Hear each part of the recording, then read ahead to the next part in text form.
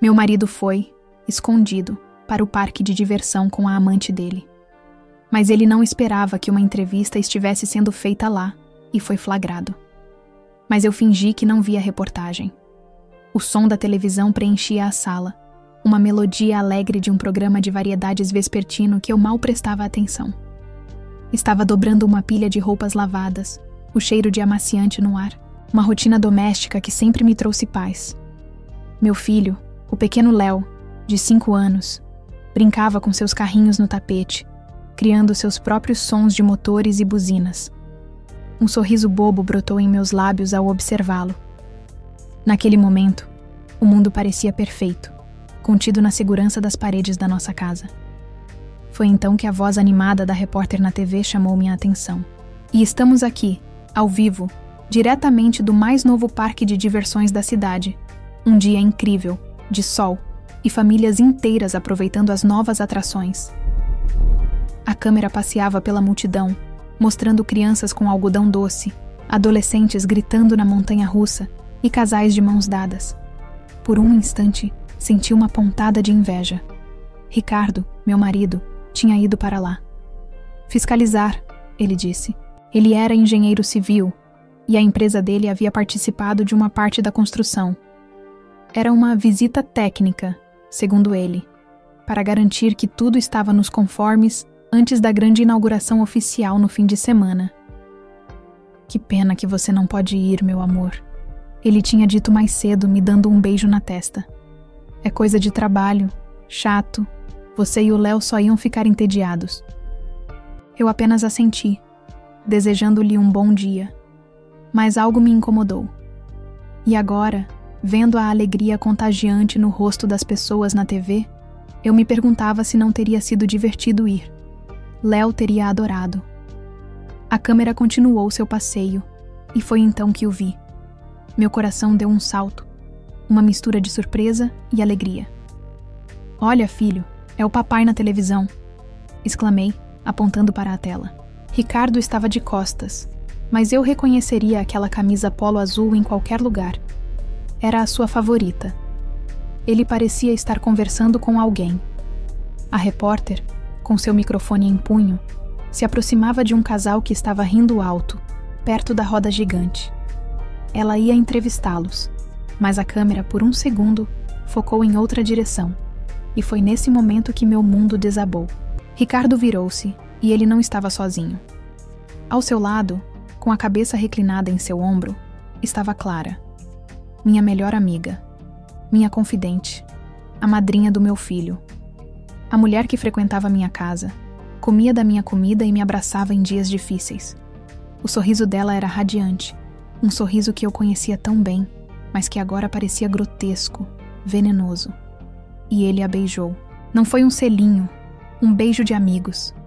Foi um beijo de verdade, demorado, apaixonado. Um beijo que ele não me dava há muito tempo. A câmera flagrou tudo. A repórter, sem perceber o drama que se desenrolava ao fundo, continuou sua entrevista. Mas para mim, o som da TV desapareceu. O mundo ficou mudo. Só existia aquela imagem. Meu marido e minha melhor amiga, juntos, vivendo um romance. As roupas que eu segurava caíram no chão. Minhas mãos tremiam incontrolavelmente. Um frio gelado subiu pela minha espinha, congelando cada parte do meu corpo. Era por isso que ele tinha ido tão arrumado. A manhã daquele mesmo dia voltou à minha mente com uma clareza dolorosa. Ricardo acordou mais cedo que o normal. Geralmente, em dias de visita técnica, ele ia com uma roupa casual. Mas hoje não. Hoje ele passou quase meia hora no banho. Quando saiu do banheiro, o cheiro do seu perfume caro, aquele que ele só usava em ocasiões especiais, impregnou o quarto. Ele escolheu a melhor calça, a camisa polo azul que eu mesma dei de presente de aniversário. Penteou o cabelo com um cuidado que eu não via há anos e até fez a barba, algo que ele sempre reclamava de ter que fazer. Nossa, pra que tudo isso? Vai encontrar quem de tão importante nessa fiscalização? Perguntei, tentando soar brincalhona, mas uma pequena semente de desconfiança já começava a brotar no meu peito. Ele riu, um riso forçado que não chegou aos seus olhos. Impressão sua, meu bem. Só quero estar apresentável. Vai que encontro o dono do parque por lá, né? Tenho que manter a imagem da empresa. A resposta parecia plausível, mas não me convenceu totalmente. Havia um brilho diferente em seu olhar, uma agitação, uma ansiedade que não condizia com uma simples obrigação de trabalho. Ele parecia um adolescente indo para o primeiro encontro. Entendi. Respondi secamente, virando-me para arrumar a cama. Pensei que era só uma fiscalização de rotina. Não se preocupe, ele disse. Vindo por trás e me abraçando, o perfume dele me envolveu, mas pela primeira vez me causou náuseas. Volto no final da tarde. Amo você. Também amo você, murmurei. Mas as palavras saíram vazias, automáticas. Agora, olhando para a tela da televisão, a imagem congelada do beijo em minha mente, tudo fazia sentido. A arrumação excessiva, o perfume, a desculpa para ir sozinho. Não era uma visita técnica. Era um encontro. Um encontro com a minha melhor amiga. A dor era física, uma pontada aguda no peito que me deixou sem ar.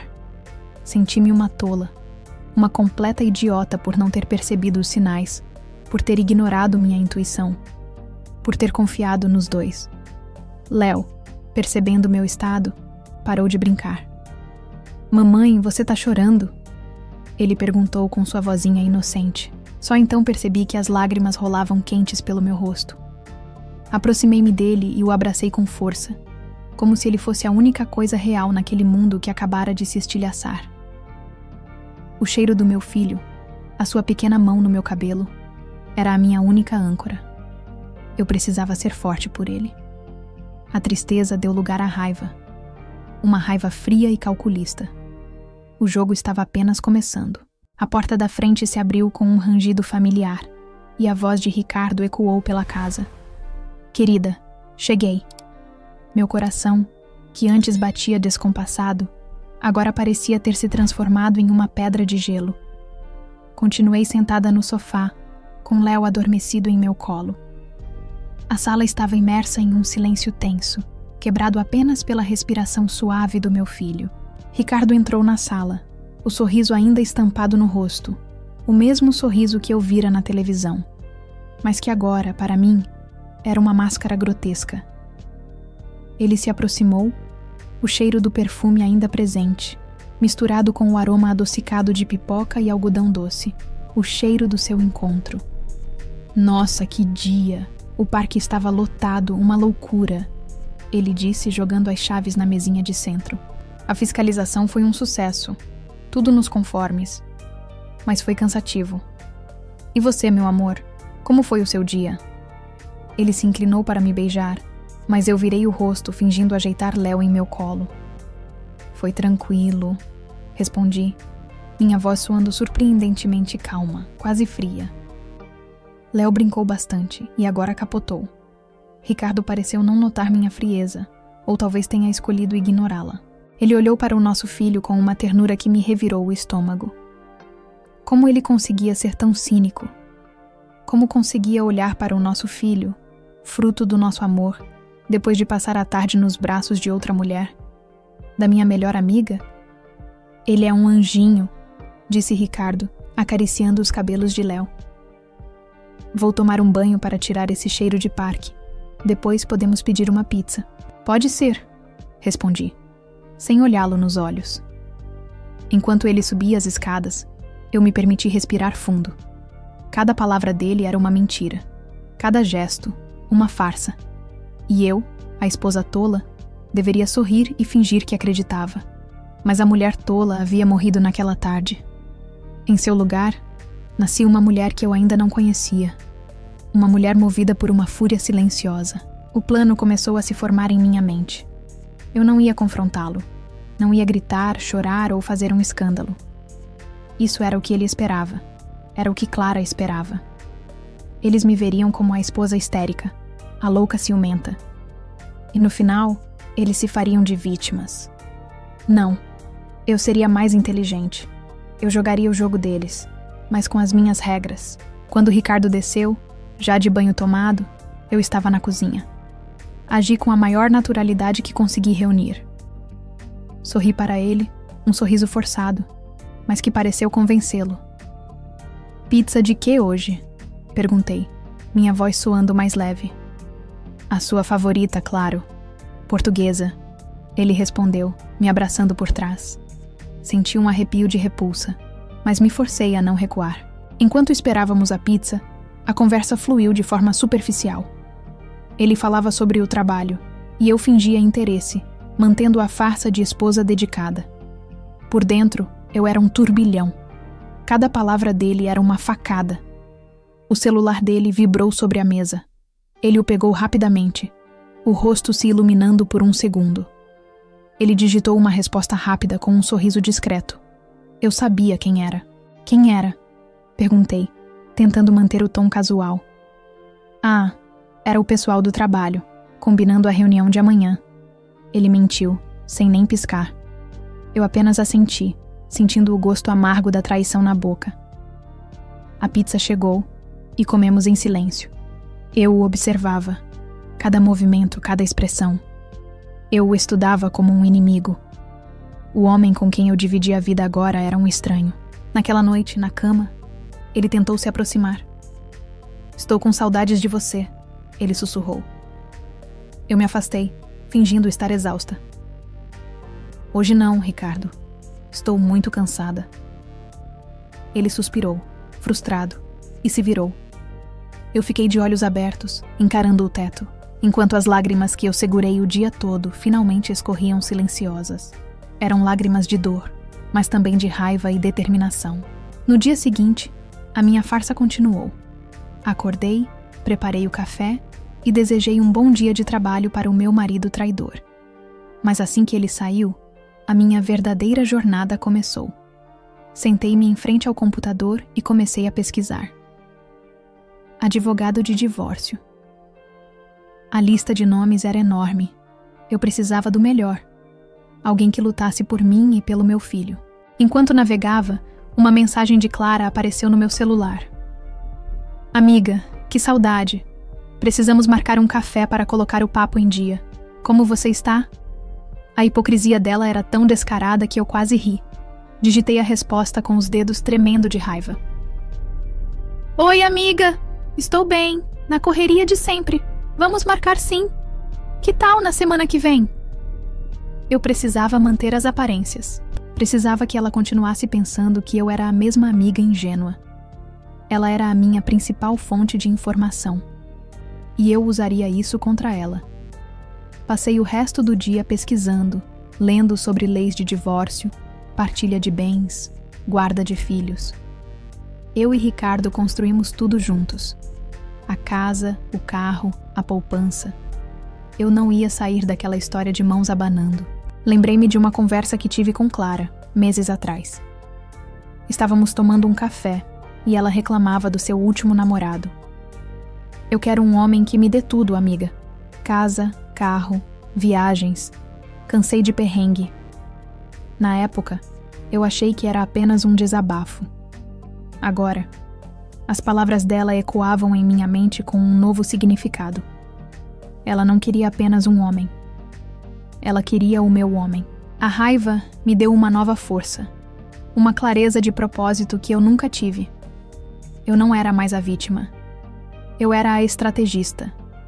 E a minha vingança não seria um escândalo público, mas uma vitória silenciosa e devastadora. Eu ia desmascará-los, sim, mas no momento certo. E quando esse momento chegasse, eu estaria preparada, com a lei do meu lado e a certeza de que eu lutaria pelo que era meu. Os dias que se seguiram foram a maior atuação da minha vida. Eu me transformei na esposa perfeita, na amiga ideal. Para Ricardo, eu era a companheira amorosa que o recebia com um sorriso, preparava seus pratos favoritos e ouvia com atenção suas histórias sobre o trabalho. Eu o fazia se sentir o homem mais amado do mundo. Por dentro, cada sorriso meu era uma adaga, cada toque, um veneno. Com Clara, a minha performance era ainda mais refinada. Aceitei o convite para o café. Sentamo-nos na nossa cafeteria de sempre, que agora se transformara no meu campo de batalha. Ela me olhava com seus olhos cheios de uma falsa compaixão. Amiga, você parece um pouco abatida, disse ela, segurando minha mão. O toque dela fez minha pele se arrepiar, mas mantive o sorriso no rosto. Está tudo ótimo, por quê? Perguntei, com a dose certa de surpresa. Ela hesitou, fazendo um teatro perfeito. Não sei, às vezes sinto ele meio distante. Homens são complicados, né? O importante é que você não pode deixar a peteca cair. Tem que se cuidar, estar sempre linda para ele. Cada palavra dela era um cálculo. Ela estava me sondando, tentando descobrir se eu suspeitava de algo. Você tem razão, amiga, respondi suspirando. Acho que a rotina anda nos desgastando, mas o Ricardo é um bom homem. Ele cuida tão bem de mim e do Léo. Me dá tudo o que eu preciso. Fiz questão de enfatizar a parte do me dá tudo, e vi um brilho de inveja passar pelos olhos dela, rápido como um relâmpago. Isso que é importante, disse ela com um sorriso forçado. Um homem provedor. Eu sabia que ela estava pensando no meu marido, na minha casa, no meu carro, na vida que eu tinha e que ela cobiçava. A conversa que tivemos meses antes martelava na minha cabeça. Ela não estava apenas tendo um caso com meu marido. Ela estava de olho no meu patrimônio, na minha vida. E isso só fortaleceu a minha determinação. Na quarta-feira, disse a Ricardo que iria passar a tarde no salão. Vou seguir o conselho da Clara e me cuidar um pouco mais. Eu disse sorrindo. Ele adorou a ideia, me deu um beijo e disse para eu aproveitar. Mas eu não fui para o salão. Dirigi até o centro da cidade, para um prédio comercial imponente. Meu coração batia forte quando entrei no elevador. Fui ao encontro da doutora Helena, uma advogada de família conhecida por ser implacável e muito competente. Doutora Helena era uma mulher de uns 50 anos, com um olhar penetrante. Ela me ouviu em silêncio, enquanto eu contava toda a história. Falei da minha desconfiança, do flagrante na televisão, da forma como ele e Clara agiam. E, crucialmente, mostrei a ela a gravação do programa de TV, que eu havia salvado no meu celular. Quando terminei, ela juntou as mãos sobre a mesa. Minha querida, a primeira coisa que você precisa saber é: a lei está do seu lado, disse ela com uma voz firme. Vocês são casados em comunhão parcial de bens, eu presumo? Eu assenti. Ótimo. Isso significa que tudo o que foi construído durante o casamento pertence aos dois. Metade é sua por direito. A traição, com provas tão contundentes, nos dá uma força moral. Ela continuou a explicar todos os meus direitos. Falou sobre a pensão para o Léo, sobre a guarda, que muito provavelmente ficaria comigo, e sobre a partilha dos bens. A sua melhor amiga querer um marido que lhe desse tudo é uma informação valiosa, disse a doutora Helena. Isso mostra que a intenção dela pode não ser apenas romântica, mas também material. Precisamos de mais provas. Continue agindo como a esposa que não sabe de nada. Isso os manterá descuidados. Eles continuarão se encontrando, trocando mensagens. E nós vamos documentar tudo. Ela me deu instruções claras. Me ensinou a fazer cópias de segurança das conversas do celular dele, a tirar fotos de extratos bancários, faturas de cartão de crédito que mostrassem gastos suspeitos, como hotéis ou presentes caros. Saí do escritório da doutora Helena me sentindo outra mulher. A tristeza ainda estava lá, mas agora ela estava coberta por uma camada de poder e controle. Eu não era mais uma vítima à deriva. Eu tinha um mapa, uma estratégia. Eu tinha uma aliada poderosa. Naquela noite, quando Ricardo chegou em casa, eu o recebi com o meu melhor sorriso. Ele elogiou meu cabelo, disse que eu estava linda. Mal sabia ele que a minha ida ao salão tinha sido, na verdade, o início do fim do seu reinado de mentiras. Enquanto ele tomava banho, aproveitei a oportunidade. O celular dele estava carregando na mesinha de cabeceira. Com o coração na boca, peguei o aparelho. Ele nunca colocava senha, confiava em mim. A ironia era quase cômica. Abri o aplicativo de mensagens e lá estava a conversa. O contato era Clara, trabalho. As mensagens eram um misto de declarações de amor e planos para o futuro. Falavam em viajar juntos, Enquanto tudo se resolver. Uma mensagem dela me chamou a atenção. Não vejo a hora de estarmos juntos na nossa casa, sem precisar se esconder. Nossa casa. Ela já considerava a minha casa como dela. A raiva me subiu à cabeça, mas respirei fundo. Com as mãos trêmulas, fotografei a tela com o meu celular, registrando as conversas mais comprometedoras. Apaguei as fotos da galeria do celular dele para não deixar rastros e o coloquei de volta no lugar, segundos antes de ele sair do banheiro. Eu tinha o que precisava. A prova final. A confirmação de que tudo o que eu suspeitava era real. A traição, a cobiça, o plano deles. Mas o jogo havia virado. Eles achavam que estavam no controle, mas eram apenas marionetes no meu espetáculo. E o ato final estava prestes a começar. O dia da minha vingança chegou em uma sexta-feira à noite. Eu disse a Ricardo que queria preparar um jantar especial, uma forma de nos reconectarmos. Ele, imerso em sua própria mentira, achou a ideia maravilhosa. Então, eu dei o bote final. Amor, estava pensando, por que não chamamos a Clara para jantar conosco? Sugeri, com a voz mais doce que consegui produzir. Ela é nossa melhor amiga e anda sempre tão sozinha. Seria bom para ela. Ricardo ficou visivelmente animado. A ideia de ter a esposa e a amante na mesma mesa, sem que uma soubesse da outra, deve ter excitado seu ego traiçoeiro. Claro, meu bem, ótima ideia. E assim, a armadilha foi montada. Preparei a melhor comida, arrumei a mesa com a nossa melhor louça e até acendi velas. Para mim, era o cenário do ato final da minha peça. Clara chegou, linda e sorridente, trazendo uma garrafa de vinho. Ela me abraçou e disse: "Amiga, você não existe. Que mesa linda." Ricardo a olhava com desejo, disfarçando mal. Eles trocavam olhares cúmplices. Eles se sentiam tão espertos, tão no controle. Mal sabiam que o poder naquela sala era todo meu. Servi o jantar.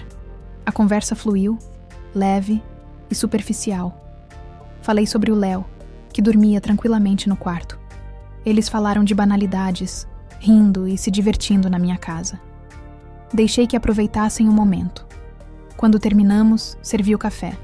Foi então que, com calma, eu comecei. Que bom que estamos todos aqui, reunidos, porque eu tenho um anúncio para fazer, eu disse. Meu tom de voz mudou, ganhando um peso que fez os dois pararem de sorrir e me olharem com atenção. Virei-me para Ricardo. Ricardo, eu sei sobre o parque de diversões. O rosto dele perdeu a cor. Ele engoliu em seco, os olhos arregalados. Clara congelou, a xícara de café a meio caminho da boca. Como assim? Ele gaguejou. Ah, você sabe, continuei, com uma frieza que eu mesma não sabia que possuía. Aquele dia da fiscalização. Foi uma bela tarde, não é mesmo? Sol, alegria, famílias passeando e casais apaixonados. Eu vi na televisão. Foi uma reportagem ao vivo, sabe? A câmera pegou um ângulo ótimo do beijo de vocês perto da roda gigante. O silêncio que se seguiu foi ensurdecedor. Clara colocou a xícara na mesa com a mão trêmula, o barulho da porcelana ecoando na sala. O rosto dela, antes tão confiante, agora era uma máscara de pânico. Helena, eu posso explicar... Começou Ricardo, a voz desesperada. Não precisa, cortei, minha voz firme como aço. Porque eu não sei apenas sobre o parque, eu sei sobre as mensagens, sobre os planos de vocês para o futuro, sobre a vontade da Clara de morar na nossa casa. Olhei diretamente para ela, que desviou o olhar, incapaz de me encarar. Você salvou o contato dela como Clara, trabalho. Foi criativo, admito, mas não o suficiente. O choque nos rostos deles era a minha vitória. Eles estavam sendo desmascarados, não com gritos, mas com fatos que não podiam negar. E antes que vocês perguntem como eu sei de tudo isso, continuei. Quero que saibam que eu não agi por impulso. Enquanto vocês viviam essa fantasia, eu planejava o meu futuro e o futuro do meu filho. Levantei-me e fui até o aparador, onde havia deixado uma pasta. Joguei-a sobre a mesa. Na quarta-feira, enquanto eu supostamente estava no salão, eu estava no escritório da minha advogada. Esta pasta contém cópias das suas conversas, Ricardo. Cópias de faturas do cartão de crédito com gastos em hotéis e restaurantes que eu nunca frequentei. E o mais importante, o meu pedido de divórcio. Ricardo abriu a pasta e folheou os papéis, o rosto transformando-se de pálido para um tom cinza de derrota. Clara começou a chorar, um choro baixo, de quem percebeu que perdeu o jogo. A lei é bem clara, Ricardo, eu disse. Tudo o que construímos juntos será dividido. Para evitar um processo longo, minha advogada fez uma proposta que seu advogado o aconselhará a aceitar. A guarda do Léo, obviamente, fica comigo. A casa, onde meu filho tem suas raízes, também fica. O carro, que eu uso para levar nosso filho à escola e aos médicos também. Virei-me para Clara, cujas lágrimas agora eram de raiva. E você, Clara? Você queria um homem que te desse tudo. Pois bem, pode ficar com ele. Mas ele virá sem nada. Sem a casa, sem o carro. E com uma bela pensão para pagar todo mês. Espero que o amor de vocês seja suficiente. Ricardo levantou os olhos dos papéis. Um olhar de súplica, de desespero. Helena, por favor. Não há mais nada a ser dito, respondi. Eu quero que vocês dois saiam da minha casa. Agora. Ele ficou paralisado. Clara, por outro lado, levantou-se bruscamente, o rosto vermelho de ódio. Você vai se arrepender disso, ela sibilou. Não, querida, respondi com um sorriso tranquilo. Eu já me arrependi de muita coisa, de ter confiado em você. Mas desta noite, eu nunca vou me arrepender. Ela pegou a bolsa e saiu batendo a porta. Ricardo ficou para trás, parecendo um homem quebrado. Ele me olhou uma última vez, como se procurasse a mulher que ele conhecia, a esposa tola que ele enganou por tanto tempo. Mas ela não estava mais ali. Saia, Ricardo, repeti, minha voz sem nenhuma emoção. Ele se levantou derrotado e caminhou lentamente até a porta. Quando ela se fechou, um silêncio profundo tomou conta da casa. Mas não era um silêncio tenso. Era um silêncio de paz. Caminhei pela sala, apagando as velas uma por uma. Olhei ao redor, para a minha sala, para os meus móveis, para a minha vida. Pela primeira vez em meses, eu respirei fundo e senti o ar puro da liberdade. A dor da traição ainda existia, mas era pequena, ofuscada por uma imensa sensação de força. Eu não apenas sobrevivi, eu venci. E estava pronta para começar o meu novo capítulo, dona da minha casa, dona da minha vida e com o meu bem mais precioso, meu filho, seguro ao meu lado.